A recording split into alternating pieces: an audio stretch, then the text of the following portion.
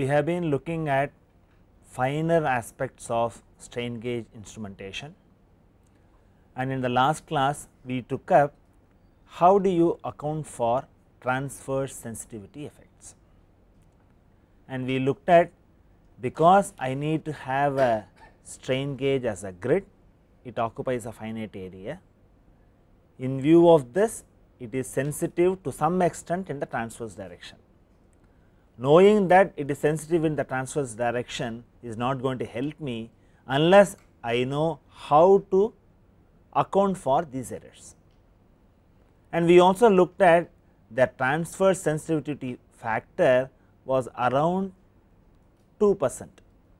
It's quite small, only in some cases it was going up to 10%, but it is around 2%. So, we are really talking about small changes, but nevertheless when you want to go for the fine measurement, you need to account for these small effects too.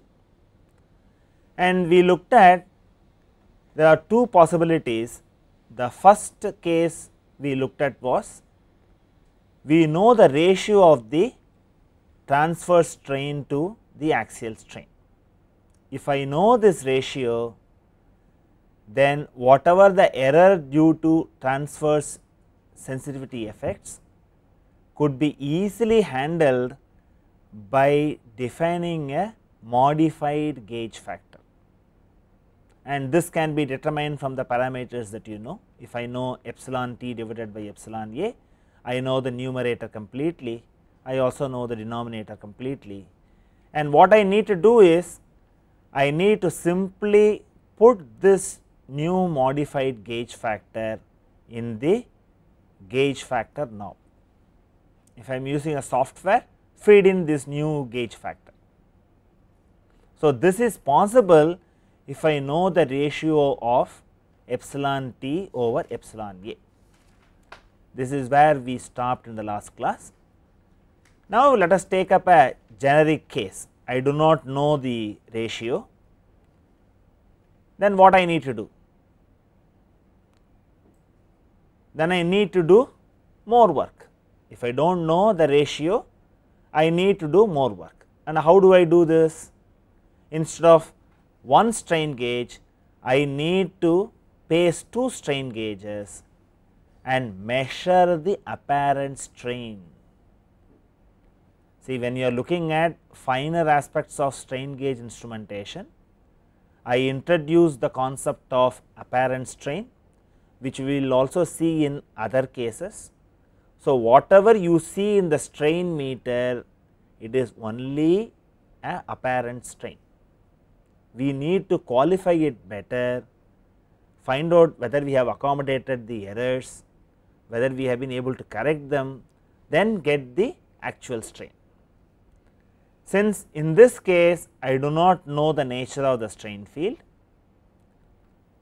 in order to account for transverse strain effects,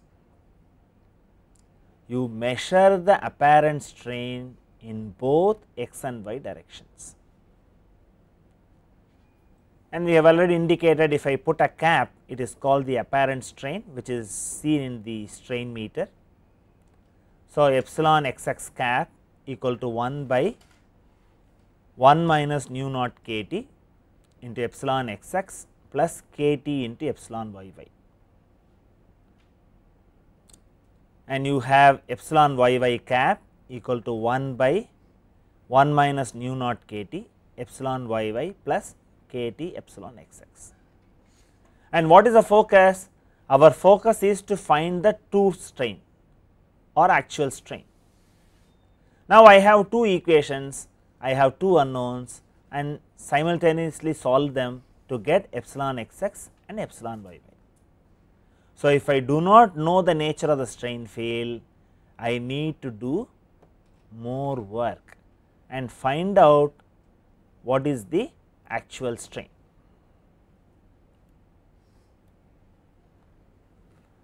So, the actual values of strain are obtained as epsilon x x equal to 1 minus nu naught k t divided by 1 minus k t square multiplied by epsilon x x cap plus kT epsilon yy cap, and these are the values measured by two strain gauges, what the strain meter directly gives. Normally, if you are not introduced to strain gauge instrumentation, what you will do? You will only look at the reading and note it and say that is a strain measurement. But what we find here is those transverse sensitivity effect is minimal. For finer measurements we need to account for it. In such a case, we label what you see on the meter as only apparent strain. You need to correct for that, and the methodology of correction differs if I know the ratio of the transverse strain to axial strain. It was much simpler.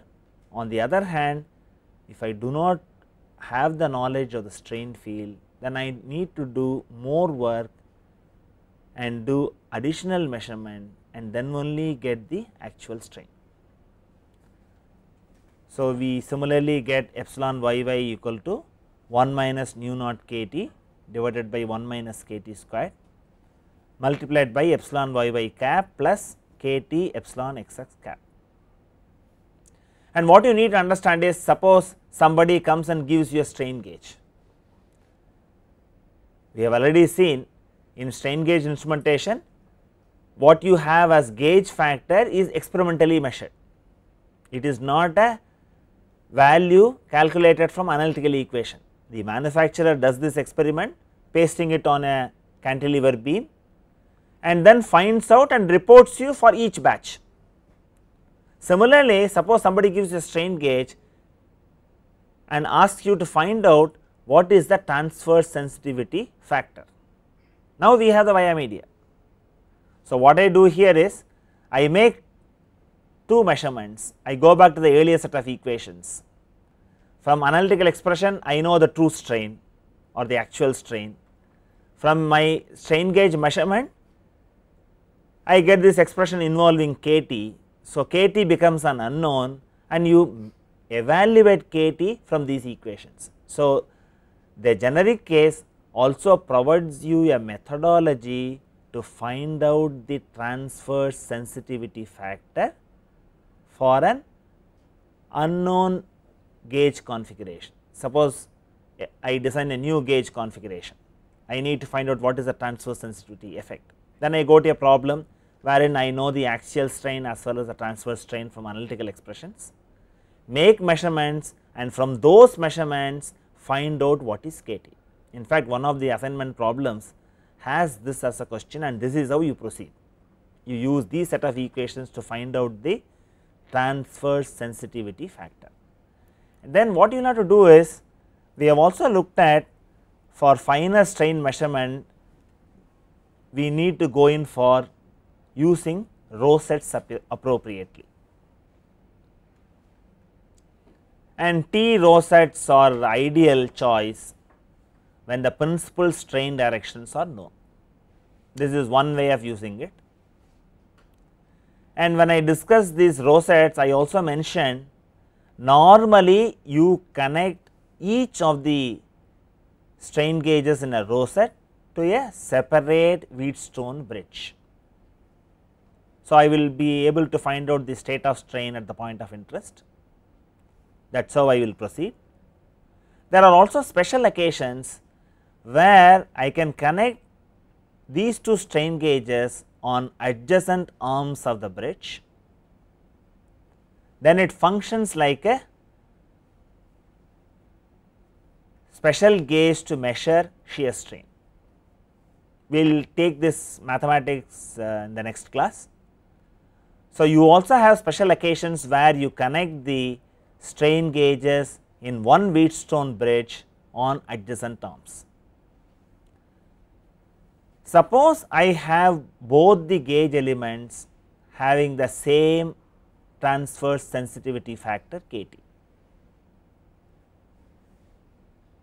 then the axial strain is simply given as 1 minus nu naught kT divided by 1 minus kT into the apparent strain epsilon A cap. Alternately, change the gauge factor S g cap is given as S g into 1 minus k T divided by 1 minus nu naught k T. So, you have a via media. When I have a single strain gauge, how do I account for transverse sensitivity effect? We saw if I know the ratio, I can simply change the gauge factor suitably. A similar possibility exists in a T rosette too. And you also have methodologies to find out corrected strain values in a rectangular rosette or a delta rosette, but those expressions would be very complex, and nevertheless you can have a look at it and take values for one of the rosettes for your benefit.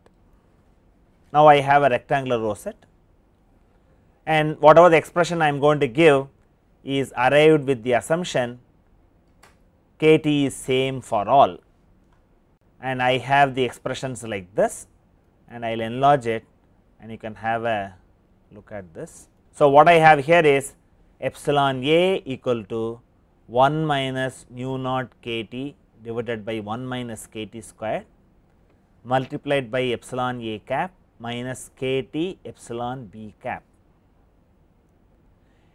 These derivations are not discussed here, but it is possible to arrive at these final set of expressions. So, what does this show is how important these effects become when you want to go for very fine measurements using strain gauge technology. See, normally you paste a strain gauge and make the strain measurement, many do not know you get only a component of strain along the gauge length. This is one concept which I have emphasized all along. On the other hand, if I have to find out state of strain at a point of interest, then I need to go for a rosette, in general 3 element rosette. Before we looked at transverse sensitivity effects, we were directly taking this, then we used strain transformation law and found out what is the state of strain. Now, what you are looking at is what is the strain measurement in the gauge A, B and C itself has to be corrected by looking into transverse sensitivity effect. So, you are graduating from simple measurements to complex measurements, and those expressions are like this. So, this finally gives only epsilon A, epsilon B and epsilon C, but using this you have to go back and find out epsilon xx, epsilon yy and gamma xy or epsilon xy from your strain transformation law. So, the expressions involve on the right hand side what is directly read from the strain meter. So, that is what you have, and if I know the k T value, it is possible for me to get the corrected value for each element of the strain gauge rosette. And you also have expressions for delta rosette, you can just have a look at it, you do not have to write them. The idea is to show such expressions do exist, that is the idea. You can just have a look at it, these are very complex and we need to look at other aspects of strain gauge instrumentation. So, we save time on going to the next topic, and you can just have a look at that you do have expressions for rosettes too, how to account for the transverse sensitivity effects. Here the topic itself says that what are the correction factors for special applications. You can't be doing strain gauge only for simple applications, you need to work and find out what happens inside a pressure vessel, because you all know from Lamy's problem the inner surface of the pressure vessel is subjected to maximum amount of tensile stress. So, there are occasions where you need to find out what are the strains developed on the inner surface, and you may have to work in nuclear establishments and find out the strain history of some of the vital components, and nuclear power is becoming very important these days. Then you will also have to work at very high temperatures. You look at temperature extremes. When I say temperature extremes, it could be high temperature or it could be cryogenic temperatures. And another aspect is, when I am involved in cyclical loading, what precautions that I need to take for such measurements. So, we will go one after another. We will first take up hydrostatic pressure.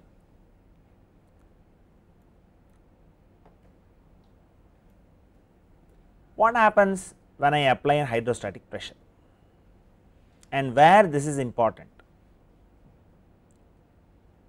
So, you have piping systems or pressure vessels where strain gauges may be employed on interior surfaces. So, what happens in earlier occasions, you had strain gauges pasted on a free surface. It was only sensing the strain of the base specimen. There were no direct forces acting on the strain gauge, but the moment you come to internal pressure, what happens? The gas or fluid pressure acting on the sensing element alters the strain sensing behavior of the strain gauge, which you cannot ignore. This really happens. In fact, in 1960s you had series of papers published in experimental mechanics on various aspects connected with measurement of strain under hydrostatic pressure. People have looked at it very closely and found out what way you can rely on the strain measurement finally. So, when fluid pressure is acting on it, these effects need to be corrected or accounted for in interpreting the results. See, when you have a hydrostatic pressure, you can theoretically calculate what is the strain developed.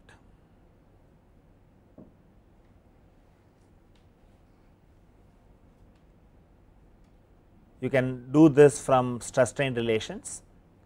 I have this epsilon as minus p by Young's modulus minus nu by E into minus p plus minus p.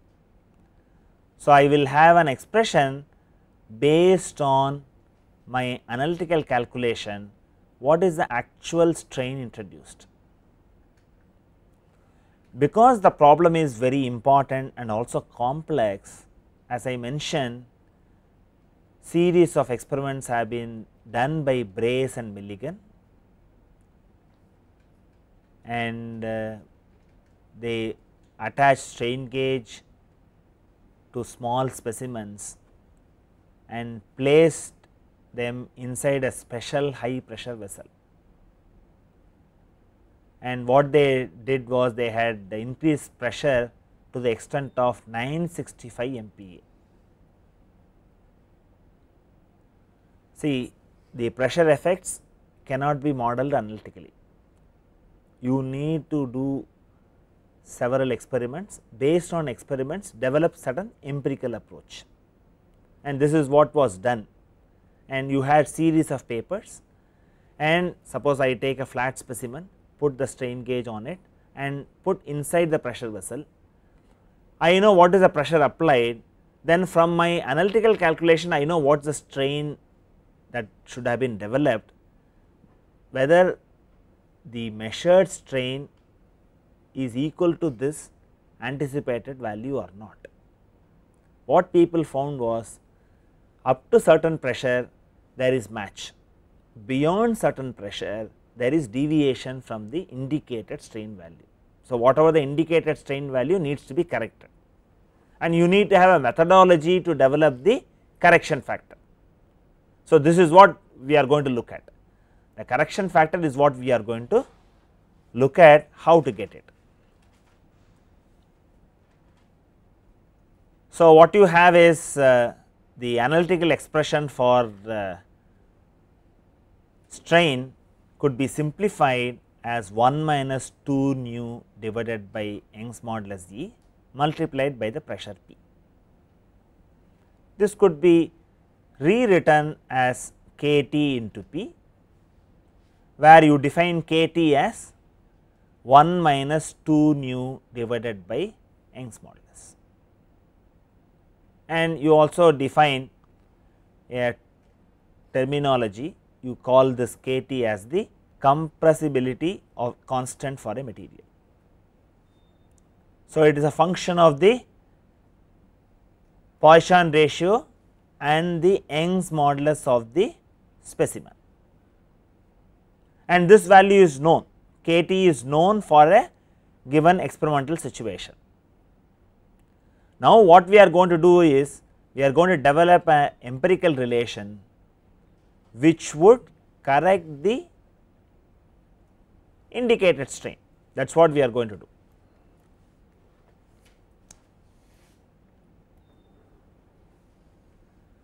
So, actual strain or true strain is given as epsilon cap minus epsilon Cp, and epsilon cap is what you read in the strain meter, and epsilon Cp is defined based on experimental observations as dP into kT into P, and the factor dP is found to depend on the following. It is a function of kT, it is a function of the curvature of the specimen, it is also a function of the gauge material. See, when you go for finer measurements, the specimen properties matter, the foil alloy properties matter, and also when you are looking for the changes because of the pressure introduced, these changes have to follow a predictable path when pressure is increased gradually, and this demanded a very fine installation of the strain gauge on the specimen. What people found was, you need to have a very thin bond line, and we have seen when we looked at epoxy cements, you can thin down the whatever the adhesive, then apply greater pressure, so that you finally get a thin bond line. That was very, very important in measuring the pressure effects, because if I have to find out strain under hydrostatic pressure, my installation should be perfect, and it should behave in the same manner as the pressure is increased, at least for a given range. It should not vary randomly. If it varies randomly, then correction becomes difficult. So, when you are looking at hydrostatic pressure effects, you must also pay attention on whether you have followed the correct methodology of strain gauge bonding. And we also looked at one of the tests where you take a eraser and then rub it on the strain gauge installation if there are bubbles. Particularly in hydrostatic pressure environment, you should not have any micro bubbles, it should be free of that. Then these correction factors will work, the correction factors will not work otherwise.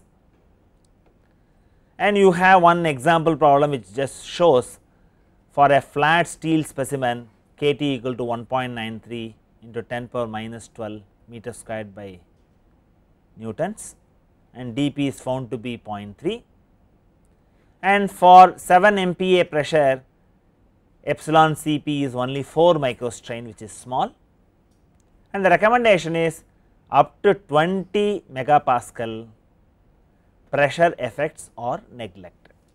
That is the outcome of the study. The outcome of the study was, when the pressure that you are handling are of the order of 20 megapascal, you need not make any special efforts to correct for the hydrostatic pressure effects. And another one, we have also looked at a coefficient called dP, which is also function of the curvature. See, people found the dP varies when I do it on a flat specimen, or when I do it on a concave specimen or a convex surface. So, people have done experiments on flat specimens, concave surfaces, convex surfaces, bond strain gauge on it, put it in a pressure vessel, and then find out the readings and establish dP for that material. So, you have such graphs available. So, the idea is when you are working on pressures beyond 20 megapascal, you need to correct the indicated strain definitely. In fact, some of the students from industry, when they had taken the course earlier, they were finding a deviation in their measurement of strain in those applications. They were not knowing how to go about. The moment I discussed some of these issues in the class, then they found now we have a via media to go and improve the results. Sometimes you come across an error, you do not know what to do. You need to know that these are all finer aspects, people have looked at it, you need to have a knowledge of what the literature says. So, hydrostatic pressure, you cannot ignore it when it is beyond 20 MPa, you need to make special effects to correct for it. And next we take up effects of nuclear radiation. The moment you get to nuclear radiation, you can imagine considerable energy is transferred to the specimen, and hence the temperature induced strains could be large and needs to be properly accounted for. See, we have earlier looked at how to accommodate small temperature changes. Here it does not come under small temperature changes category, you have large temperature changes possible, and in those occasions the recommendation is measure the temperature at the point of interest. With that data, it is possible for you to go and do some corrective modifications on the strain measured. I may have a temperature effect as a graph. If I know the actual temperature at the point of interest, it is possible for me to do some kind of a correction. So, one of the first effects in nuclear radiation is temperatures may be high. So, it is prudent to measure the temperature, which could be used later to initiate some corrective action.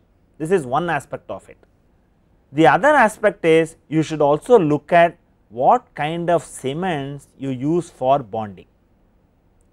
You cannot go and use polymeric adhesives, you need to go for ceramic cements. This is peculiarity when I want to go and work in nuclear radiation environment. The other aspect is the electrical resistivity of the strain gauge as well as the lead wires change as a result of fast neutron dose. So, I see three effects. I need to go for special cements like ceramic cements to bond the strain gauge. It is prudent for me to measure the temperature at the point of interest, because considerable energy is transferred and the specimen is heated up. And the third effect is the electrical resistivity itself changes, and this change is not small, and the electrical resistivity change produces a zero drift of the order of 10,000 to 15,000 microstrain, which is very high. See, in the pressure effect we saw 4 microstrain, we were very happy. Up to 20 MPa, I do not have to do any modification, that gave a solace. The moment you come to nuclear radiation, everything is complex here, because you have radioactive effects, you need to have protective gear, even handling the specimen is difficult, you may need to have a robots to do all your experiments. There are very many difficult aspects once you come to nuclear establishments. But what you need to understand is there is a change in the resistivity of the strain gauge, and this cannot be cancelled by using two strain gauges as two arms of the bridge and cancel it out, because it is a function of the load, it is also a function of the amount of exposure. So, people say that this instrument correction like what you do in temperature compensation will not work here.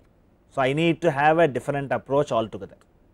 So, one recommendation is the variation is linear. So, it is predictable, the change in resistivity appears to be a linear function. So, I can have these as the possible methodologies to improve, and what it says is use pre-exposed strain gauge installations. Before you make the measurement, let the strain gauge installation also goes through the same radiation dose. And the other recommendation is reduce test times to the minimum. So, quickly go and make the measurement, because I am going to have a drift. Other recommendation is frequently unload and re-establish 0 in the readings, and this is because you find that change in resistivity appears to be a linear function. That is what this graph shows, it is varying linearly. So, I can at least follow some of these recommendations and then improve the measurement capability. And another surprising thing also happens when strain gauge alloy is exposed to radiation. You need to look at, surprisingly, that there is increase in its yield strength as well as modulus of elasticity. See, normally many of your heat treatment approaches or alloying will improve the yield strength, no doubt, but none of these operations will modify the elastic modulus. But what you find here is when you go for nuclear exposure, the modulus of elasticity also change. So, when I am going to have stress calculations, I need to use the appropriate modulus. You cannot directly transfer strain values into stresses. And other aspect is the strain gauge alloy exhibits a decrease in elongation capability. So, you need to look at what damaging effects the nuclear radiation can introduce. Now, we move on to effects of high temperature. When you are talking about high temperature, we are really talking beyond 250 degrees. At elevated temperatures, resistance R of a strain gauge must be considered to be a function of temperature T as well as time T. That is the important factor here. So, now resistance is a function of strain, temperature as well as time. So, as a function of temperature, there could be deterioration on the strain gauge system, because the bonding may relax, and then you will also have phase transformation on the gauge alloy. It is very interesting, unless you look at each aspect closely, you may ignore any one of these changes, because when I am exposing the foil alloy to high temperatures and also subjected to load, you find there could be phase transformation. This also can affect your strain measurement. So, what you have here is delta R by R is a function of strain. So, I have this as 1 by r dou f by dou epsilon into delta E epsilon plus 1 by r dou f by dou t into delta t plus 1 by r dou f by dou t into delta t. And similar to my Sg, St, I will also introduce another factor S suffix t, that is what I am going to do. What I am going to have is the expression for delta r by r can now be thought of as Sg into delta epsilon plus St into delta t, and the nuisance factor is St into delta t. So, you have a factor of time coming into the picture. See, in all these cases of nuclear radiation or effects of high temperature, you will have a drift. The cause of drift is different in each of these cases. When there is a drift, it is a function of time. That is the reason why the recommendation is do it quickly. If I do dynamic strain measurement, temperature effects are easy to handle. Only when I have static measurement over long durations of time, temperature effects become very cumbersome to handle. And also when you use self temperature compensated gauges, they are valid only for a short range of temperature, it is not meant for all temperature range. So, you need to account for these temperature effects specially.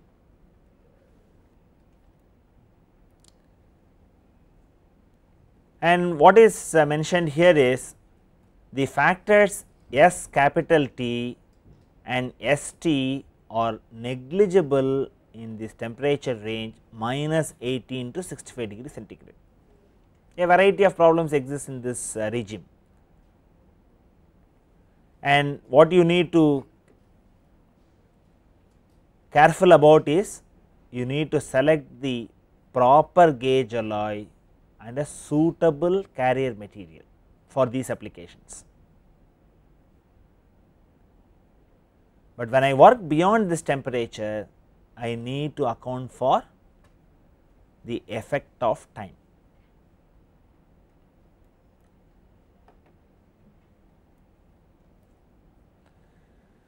And we have also looked at, mentioned in several of our lectures, that Karma alloy is better than advance, because it can be used up to 260 degree centigrade, whereas advance only up to 205 or so. So, it can work beyond 205, and the apparent strain is of the order of plus or minus 100 microstrain. The error introduced because of temperature changes is of the order of 100 microstrain. And what is recommended is, when I said it is a function of time, to solve this, develop a graph which is a function of strain versus time. So, I have variation of this reading, and this is actually called as a zero drift. It is a function of time as well as the strain gauge alloy. Here it is shown for a Karma alloy with a glass fiber reinforced phenolic carrier, and this graph is done for 293 degree centigrade. So, the recommendation is, we know that resistance changes as a function of time. To solve this, develop graphs for each specific temperature for the given strain gauge system, and use that as a ready reckoner to correct your zero drift. There is no other go. When you have a given application, you know what temperature range you are going to work at. So, develop strain versus time for that temperature and have the data and use it for your correction. So, in all these applications, it is prudent to measure the actual temperature at the point of interest. Even if you do not have the data while you perform the experiment, you can at least go back and develop for that particular temperature a test data which would give you the change of 0 drift as a function of time. So, for any temperature extremes, we will also see cryogenic temperatures. There also it is prudent to measure the temperature at the point of interest. So, that is what we are looking at.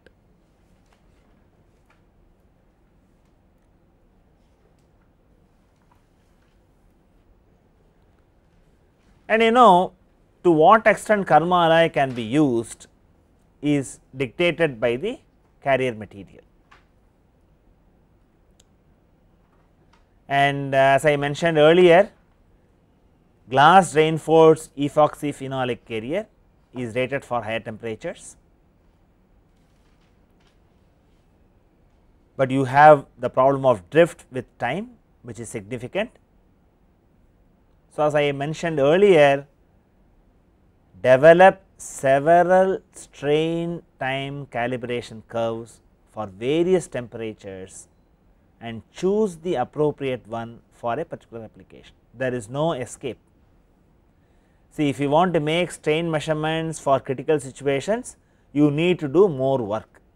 Do not think I go pace the strain gauge, look at the strain meter and then come back and say this is what the strain measurement is. This will not be the correct value. You need to look at the special effects, find out what way it modifies, look at the literature and find out how to initiate a corrective action, learn this and then interpret the measured strain value. You cannot jump to conclusion that by pasting a strain gauge my job is over in strain instrumentation. It is not so. You need to apply appropriate corrective measures depending on the situations.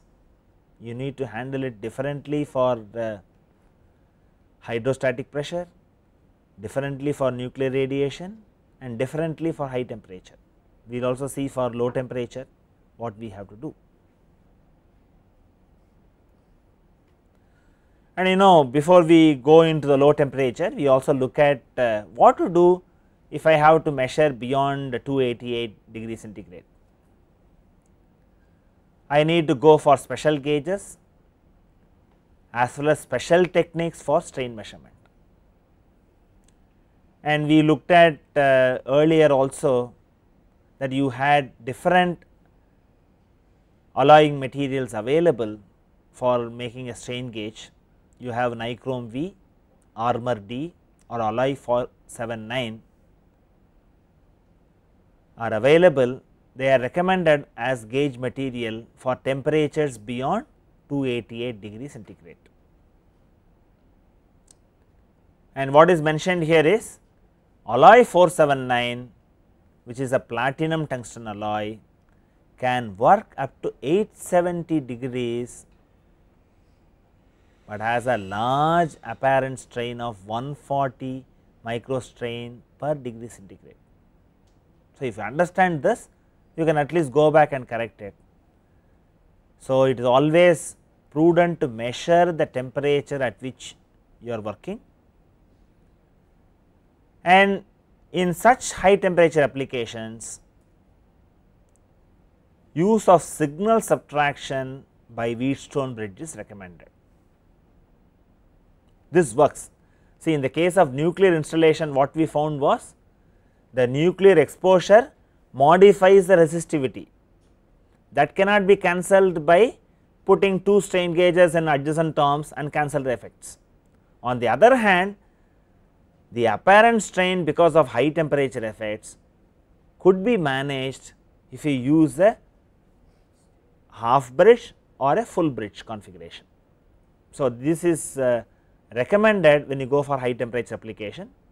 When you go for high temperature application, it is also prudent to measure the temperature. Not only this, look for strain time calibration curves for the given temperature that you are working. Now, we move on to how to consider the effects of cryogenic temperature. What happens? See, what is mentioned is strain gauges can be used to measure strain below minus 196 degree centigrade. And one of the significant effect here is the elastic modulus increases 5 to 20% at cryogenic temperatures. See, this is very rare, as I mentioned earlier, elastic modulus does not change by your heat treatment or by alloying. We saw that when it is exposed to nuclear radiation, the elastic modulus changes. Similarly, when it is exposed to cryogenic temperatures, the elastic modulus changes. So, when you have to find out the stress measurement based on strain values, you have to use the appropriate elastic modulus. So, this is important both in nuclear radiation and cryogenic temperatures. There is another interesting thing that happens. Usually cryogenic temperatures are obtained by using liquid nitrogen, liquid hydrogen or liquid helium. And what happens is, at such low temperatures they can boil and they should not heat the grid surface. So, what is recommended is the strain gauge has to be coated with silicone grease to serve as a heat shield. It is a very subtle point, I have a liquid nitrogen that can also boil, and in the process it should not disturb the strain measurement. So, the recommendation is put a coat of silicone grease is what is recommended. See, in all these applications what you are looking at is strain gauge installation itself has to be looked at very carefully. In the case of hydrostatic pressure, we mentioned go for thinnest bond line. You need to take special efforts to make it. When I come to nuclear radiation, go for ceramic cements. When I come to cryogenic temperatures, I need to put a silicone grease on this, and when I go for high temperature, select the suitable alloy of the strain gauge as well as the carrier. So, strain gauge installation methodology goes with the application. You should not de-link these two. And whatever the correction that you do is valid only when you have followed the specific recommendations for that kind of situations. Those corrections are not valid if you have violated any one of them. This also you have to keep in mind. You have a thick bond line and then apply the correction effect whatever you have learned for hydrostatic pressure, it will not work, it will not give you the correct value. That is the reason why we also spend sufficient time on strain gauge bonding. It is not a trivial procedure, and for special applications you need to find out, look at the latest literature, find out any new recommendations have come, try to follow that. And there is also another interesting feature when I come to this cryogenic temperature.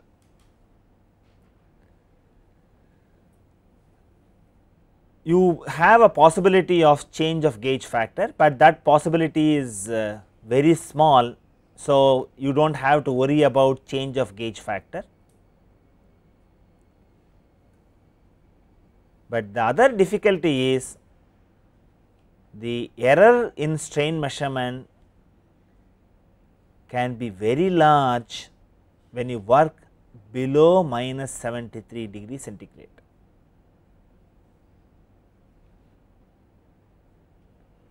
So, you will have an introduction of apparent strain for small changes in temperatures. So, there is a limit up to minus 73 degree centigrade you can do one type of measurement, but below minus 73 degree centigrade a small change in temperature introduces large value of apparent strain. And how to go about, how to remedy this? People have found a very innovative way of doing it. I had mentioned in the discussion on self temperature compensated gauges that use the self temperature compensated gauge only for the specimen material for which it is compensated. You should not mix these self temperature compensated gauges, then your measurement will be erroneous. See, for any rule there will be exception. The exception applies in cryogenic temperatures. So, in cryogenic temperatures the recommendation is use temperature compensated gauges or even try using mismatched gauges for the material. So, I may have a STC gauge meant for a different material to be applied on this material, so that I account for the apparent strain because of low temperatures below minus 73 degrees centigrade. And as I mentioned earlier, measure the surrounding temperature using temperature sensor and use standard graphs for effecting the correction. So, this is the general recommendation for temperature extremes as well as nuclear radiation. Measure the temperature at which you are doing the measurement, at least keep this. Even if you are unable to interpret the strain readings, when you find a deviation from your analytical or numerical calculation, at least another experimentalist can look at it and suggest, oh, you worked at such and such a temperature, why do not you look for strain time calibration graph? If it is not available, why do not you develop it? So, some such diagnosis is possible if you also measure the temperature at which you have done the experiment. So, that is a thumb rule that you can generally take care. And now we look at what are the effects of strain cycling. See, it is very interesting to see, unless you look at each aspect closely, you will not even notice that such variations can happen. Because of cyclic loading, the gauge grid work hardens. How interesting it is, and what happens because of that? The specific resistance changes. When the specific resistance changes, it introduces a zero drift. So, if you use the advanced alloy, it begins to show noticeable shift at 1000 cycles. So, if you want to go for cyclic loading, go for Karma or isoelastic gauges fully encapsulated in glass reinforced epoxy phenolic as the carrier with the factory installed lead wires. So, in essence what we have looked at is, in some cases even if you worry about the right selection of the alloy and the backing and the method of installation, half of your problems are solved. So, it is necessary how to select a strain gauge for a given application. You cannot ignore that. And finally, we look at what is the effect of moisture and humidity. Water is elixir of life. Without water nobody can live, but water is not good for strain gauge instrumentation. Where does the water come from? It is not that you are always making a measurement underwater. Even the water present in the atmosphere as relative humidity, that can affect your strain gauge installation. And very interesting thing happens. See, if you do not look at these very systematically, you will ignore all these effects. So, water vapor present in the air is absorbed by both the adhesive and the carrier. And what happens because of that? The gauge to ground resistance gets reduced. So, you have the first effect because of the water. This is similar to placing a shunt resistor across the active gauge. So, this is a nuisance that you need to avoid. and because of absorption of moisture, it degrades the strength and rigidity of the bond and reduces effectiveness of the adhesive in transmitting the strain. We have already seen the adhesive should faithfully transfer the strain developed on the base material to the foil alloy. It does not happen when there is exposed to moisture. And what happens, plastic also expands when it is wet, it expands. So, you have strains developed and that strain also will be sensed by the strain gauge.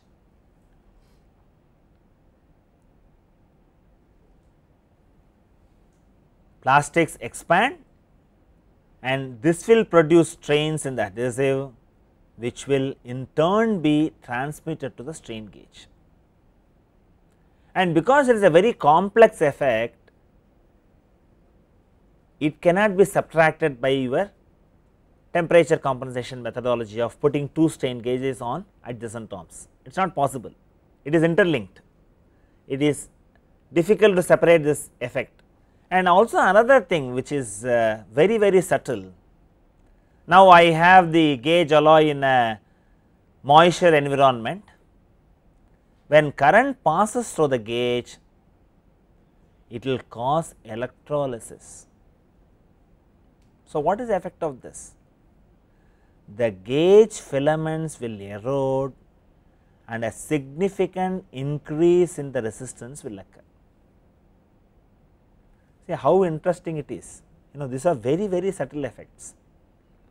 Unless you really look at and then want to get the maximum out of strain gauge instrumentation, you would have simply thought what way the moisture is going to affect. I have the reading which is close to my wrongly calculated numerical value, you feel happy, my experiment has matched with numerical result and you will go with a beaming smile, but your structure will collapse in actual practice. So, if you want to have confidence in your experimental measurement, you need to know the nuances, you need to know the variations and what is the recommendations by the manufacturer, because you have research publications that are available as and when scientists find new effects, and you need to have a constant touch with the literature. So, when you go for special applications, ensure that you have taken special care to handle them. So, in this class we looked at finer aspects of strain gauge instrumentation. We started with accounting for transverse sensitivity effect. We also saw how the methodology can be extended to find out even the transverse sensitivity factor. I need to make two measurements and from that measure the transverse sensitivity factor for a known strain field. So, that is the way you go about in calculating KT. Then we moved on to how to account for hydrostatic pressure, nuclear radiation, temperature extremes, cyclic loading and finally environmental effect. So, what we found is moisture is very bad. So, instead of getting into problems, protect your installation from moisture absorption. So, your hermetical sealing is very important, but when I do this, what is the other aspects that I should keep in mind? When you put a coating, you are preventing heat dissipation. So, you need to take special efforts to improve that. So, select a suitable gauge size or have some air circulation, so that you accommodate the heat dissipation properly. And another general recommendation is when you are working at temperature extremes as well as nuclear radiation, at least measure the temperature at which you are making the measurement, so that some diagnosis of your experimental instrumentation is possible later. If you do not have the data to correct then and there, at least you can do additional tests, generate appropriate data and subtract from your readings, so that you get the actual strain at the point of interest.